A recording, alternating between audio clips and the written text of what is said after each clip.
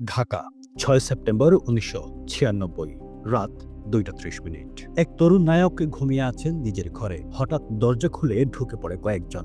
শুরু হয় ধস্তাধস্তি। আর কিছুক্ষণের মধ্যেই বাংলা চলচ্চিত্র হারায় সবচেয়ে জনপ্রিয় মুখ সালমান শাহকে।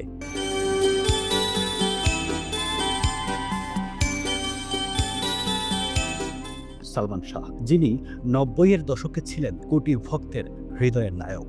মাত্র ২৫ বছর বয়সী হঠাৎ মৃত্যু। তখন বলা হয় আত্মহত্যা, কিন্তু এই মৃত্যু ঘিরে প্রশ্ন থামেনি কখনোই। দীর্ঘ ২৯ বছর পর মামলাটি মোড় নিয়েছে অপমৃত্যুর জায়গায়। এখন স্পষ্টভাবে বলা হচ্ছে হত্যা। আর সেই অভিযোগের ভিত্তি ১৯৯৭ সালের এক জবানবন্দি, যেখানে রেজভি নামে এক ব্যক্তি স্বীকার করেন, আমরা সালমান শাহকে হত্যা করেছি। রেজভির দাবি, সালমান শাহের মৃত্যু ছিল ১২ লক্ষ টাকার এক চুক্তির খুন। এই চুক্তি করেছিলেন সালমান শাহের শাশুড়ি লতিফা হক লুসি।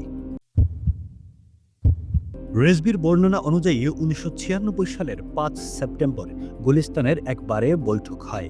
উপস্থিত ছিলেন ডন, ডেভিড, ফারুক, জাবেদ, রেজভি এবং আরও কয়েকজন। প্রথমে ২ লক্ষ টাকা, পরে আরও ৪ লক্ষ টাকা দেয়া হয়। বাকি ৬ লক্ষ কাজ শেষে মোট ১২ লক্ষ টাকায় শেষ করার সিদ্ধান্ত হয় এক তরুণ নায়কের জীবন।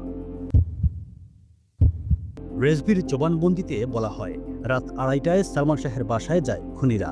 ঘুমন্ত সালমানকে বেহুশ করে ক্লোরোফর্মে। জ্ঞান ফিরলে শুরু হয় ধস্তাধস্তি। তারপর সালমান শাহের শরীরে পুশ করা হয় ইনজেকশন। মুহূর্তের মধ্যে থেমে যায় শ্বাস প্রশ্বাস। আর সবশেষে সিলিং ফ্যানে ঝুলিয়ে দেওয়া হয় লাশ, যেন দেখায় আত্মহত্যা। এরপর একের পর এক তদন্ত হয়েছে।